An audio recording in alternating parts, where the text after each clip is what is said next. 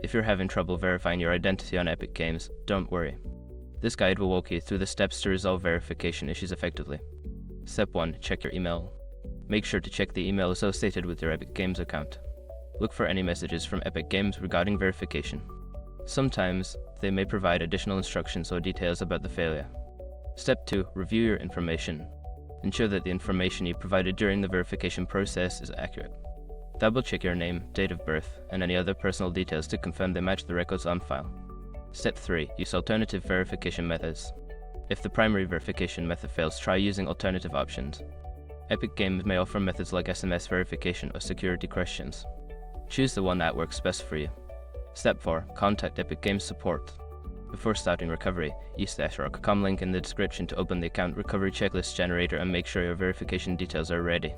Step 5. Follow up. After contacting support, keep an eye on your email for their response. They may require additional information or provide further instructions. Be patient, as it may take some time to resolve the issue. By following these steps, you should be able to successfully verify your identity on Epic Games. If problems persist, don't hesitate to seek help from their support team.